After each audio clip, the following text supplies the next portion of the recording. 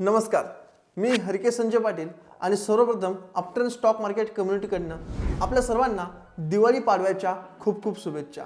हो, तुम्ही जे थंबनेल वाचलेलं आहे हे अगदी बरोबर आहे। येणाऱ्या पुढच्या 15 वर्षांमध्ये मी कशा प्रकारे करोडपती होऊ शकतो याचाच एकदम सोप्या रीतीने मी तुम्हाला एक फॉर्म्युला सांगणार आहे आणि तो फॉर्म्युला मी तुम्हाला एक्सप्लेन सुद्धा करून देणार आहे। परंतु त्याआधी मी तुम्हाला एक माहिती सांगू इच्छितो। माझ्या वडिलांना 1 कोटी कमवण्यासाठी तब्बल वयाचे 56-55 वर्ष लागली, परंतु मी माझ्या वयाच्या, आज माझं वय 25 आहे, तर मी माझ्या वयाच्या 40व्या वर्षी म्हणजे येणाऱ्या 15 वर्षामध्ये कशा प्रकारे करोडपती होऊ शकतो हेच एक मी तुम्हाला या व्हिडिओमध्ये याची जादू सांगणार आहे।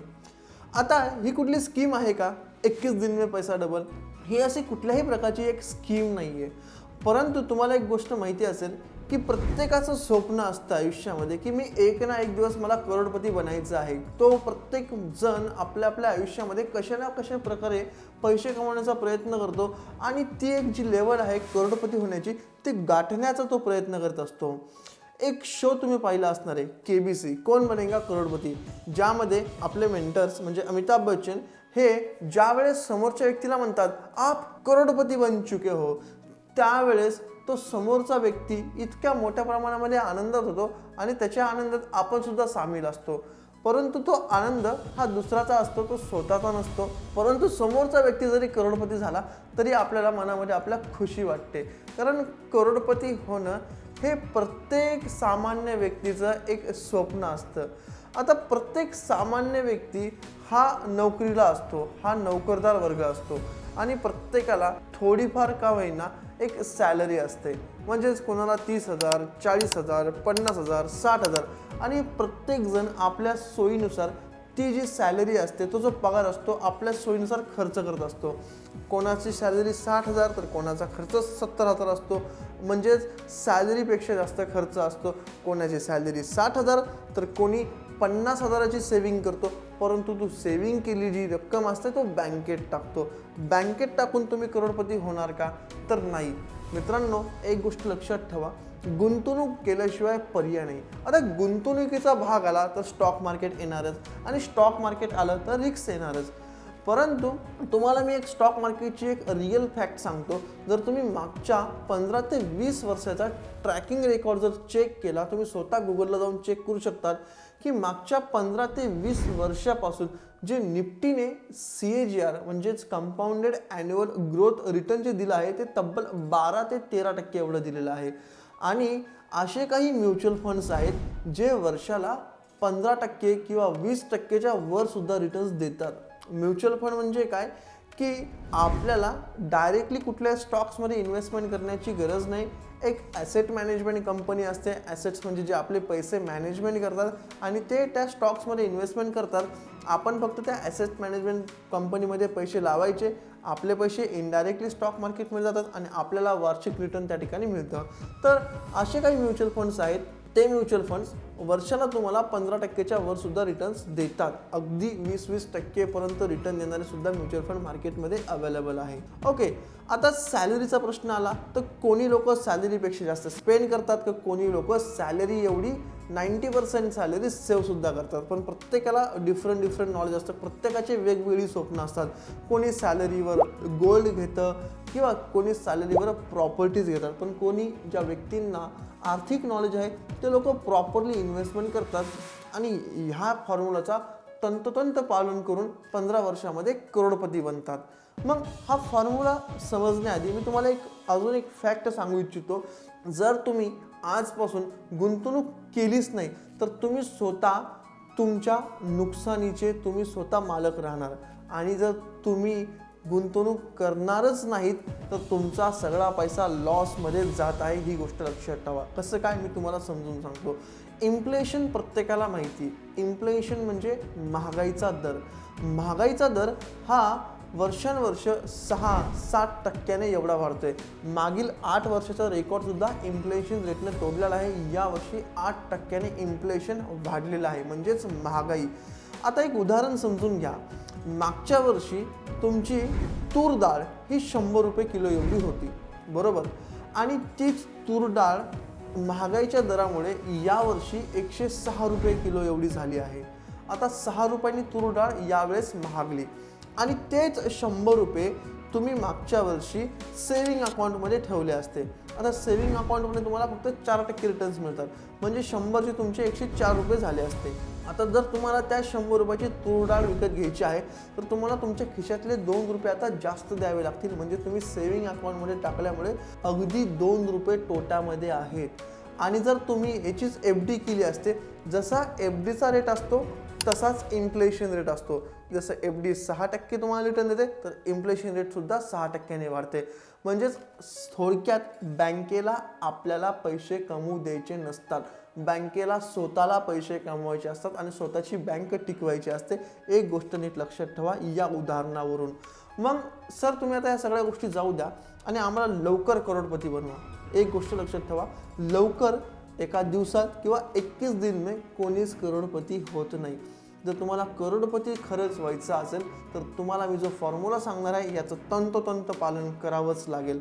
कारण की compounding is the 8th wonder of the world, म्हणजेच कंपाऊंडिंगला जगातलं 8वं आश्चर्य म्हटलं गेलं आहे.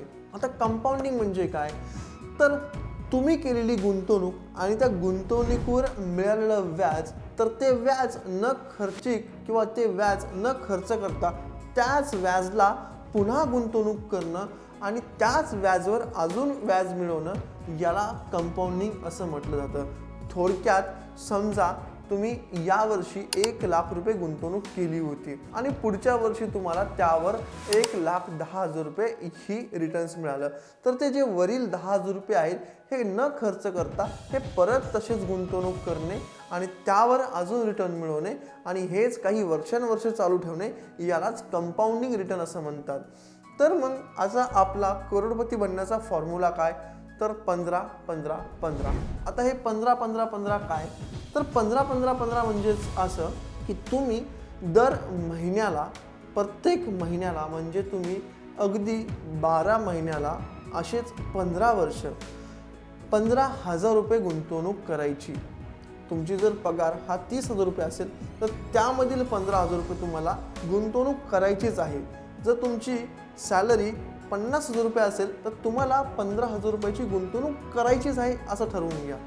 आता तुम्ही 15,000 रुपये दर महिन्याला गुंतवणूक करणार आणि ते 15 वर्षाकरता करणार आणि जर तुम्हाला 15% रिटर्न देणारा फंड मिळाला तर तो फंड कुठला असेल, म्युच्युअल फंडमधला कुठला तरी एखादा फंड असेल, तर तुम्ही वयाच्या 40व्या वर्षी, जर तुमचं वय 25 असेल तर तुम्ही वयाच्या 40व्या वर्षी 101% करोडपती बनणार. आता हे कसं, हे मी तुम्हाला SIP कॅल्क्युलेटरवर कॅल्क्युलेट करून दाखवतो. तर मग हा फॉर्म्युला समजून घेण्यासाठी आपण आता गुगलला जाऊया आणि गुगलला गेल्यानंतर त्या ठिकाणी आपण SIP कॅल्क्युलेटर असं सर्च करायचं आहे, म्हणजेच सिस्टमॅटिक इन्व्हेस्टमेंट प्लॅन कॅल्क्युलेटर. हा कॅल्क्युलेटर आल्यानंतर या ठिकाणी आपल्याला मंथली इन्व्हेस्टमेंट टाकायची आहे 15,000 रुपये. त्यानंतर एक्सपेक्टेड रिटर्न्स जे आपण म्हणत आहोत ते आहे 15% आणि त्यानंतर टोटल इयर्स म्हणजे आपल्याला टाकायचे 15 वर्ष. तर खाली तुम्हाला डाटा पाहायला मिळतोय, टोटल इन्व्हेस्टमेंट ही आपली असेल 15 वर्षापर्यंत 27 लाख रुपयाची इतकी. त्याच्यावर आपल्याला इस्टिमेट रिटर्न मिळेल 74.5 लाख रुपये इतके आणि त्यानंतर आपली टोटल व्हॅल्यू होईल 1,01,50,000 रुपये एवढी. म्हणजेच तुम्ही 15 वर्षानंतर करोडपती 100% होणार आहेत. आता तुमच्या मनामध्ये प्रश्न आला की सर आम्हाला 20,000 पगार आहे, सर आम्हाला 30,000 पगार आहे, 30,000 पगार आम्हाला, त्याच्यामध्ये आमचा खर्च 20,000, मॅक्झिमम आमची सेविंग 10,000 होते. मग यामध्ये तुम्ही तुमचा जो टोटल इयरचा नंबर आहे 15च्या ऐवजी 20 करा किंवा मॅक्झिमम सेविंग करण्याचा प्रयत्न करा, खर्च कमी करण्याचा प्रयत्न करा. जर तुम्हाला खरंच करोडपती व्हायचं असेल तर कुठे ना कुठे तुम्हाला सुद्धा काहीतरी प्रयत्न करावे लागतील. का सगळे प्रयत्न अपट्रेंडलेच करायला हवे तुमच्यासाठी, तुम्हाला सुद्धा स्मार्ट बनावं लागेल. मग याच कारणासाठी तुम्हाला अपट्रेंडला पहिले फॉलो करायचं आहे. त्यानंतर ही व्हिडिओ तुम्हाला कशी वाटली कमेंटमध्ये सांगायची आहे, कारण यानंतर मी तुम्हाला अजून एक खुशखबर सांगणार आहे की अनेक लोकांचे प्रश्न असतील की सर 15% रिटर्न्सवाले म्युच्युअल फंड्स आम्हाला मार्केटमध्ये कसे सापडतील. आम्ही ज्या म्युच्युअल फंड्समध्ये SIP केली आहे ते म्युच्युअल फंड सर आम्हाला फक्त 13% देत आहेत, 12% देत आहेत. अगदी मार्केटमध्ये जसं मी तुम्हाला सांगितलं 25% रिटर्न देणारे सुद्धा म्युच्युअल फंड्स अवेलेबल आहेत. परंतु एक्झॅक्टली कुठल्या प्रकारचा म्युच्युअल फंड चांगला असतो, म्युच्युअल फंड नेमकं काय आहे, म्युच्युअल फंड कशा प्रकारे सिलेक्ट केलं पाहिजे, टॅक्स सेव्हिंगसाठी कुठल्या म्युच्युअल फंडमध्ये इन्व्हेस्टमेंट करायला पाहिजे, मॅक्झिमम रिटर्नसाठी कुठल्या म्युच्युअल फंडमध्ये इन्व्हेस्टमेंट करायला पाहिजे, जर रिस्क कॅपिटाईटनुसार तुम्हाला कुठल्या म्युच्युअल फंडमध्ये इन्व्हेस्टमेंट करायला पाहिजे, जर तुम्हाला सेफ इन्व्हेस्टमेंट करायची असेल तर कुठला म्युच्युअल फंड सिलेक्ट करायला पाहिजे. तर यासाठी आम्ही पुढच्या महिन्यापासून तर पुढचे 2 महिने तुमच्यासाठी संपूर्ण म्युच्युअल फंडचा कोर्स फ्रीमध्ये आपल्या यूट्यूब चॅनलला घेऊन येत आहोत. यामध्ये तुम्हाला म्युच्युअल फंडविषयी संपूर्ण डिटेल्स आणि प्रत्येक गरिबापासून सामान्य माणसापासून तर श्रीमंत माणसापर्यंत प्रत्येकाने म्युच्युअल फंड्स SIP करायलाच पाहिजे याचं महत्त्व आम्ही तुम्हाला समजून सांगू. तर ही करोडपती होण्याची व्हिडिओ तुम्हाला कशी वाटली, यामध्ये कुठल्याही प्रकारचा जोक नव्हता किंवा यामध्ये कुठल्या प्रकारची तुम्हाला लालच आम्ही दाखवलेली नाही आहे. ही एक सत्यता आहे, हे होऊ शकतं आणि हे भविष्यात जर तुम्ही याचा चांगल्या प्रकारे याला तुम्ही अंमलात आणलं तर तुम्ही सुद्धा करोडपती नक्की होणार. तर तुम्हाला करोडपती होण्यासाठी माझ्या खूप खूप शुभेच्छा. परत एकदा आपल्या सर्वांना दिवाळीच्या खूप खूप शुभेच्छा. तोपर्यंत मित्रांनो, जय हिंद, जय महाराष्ट्र.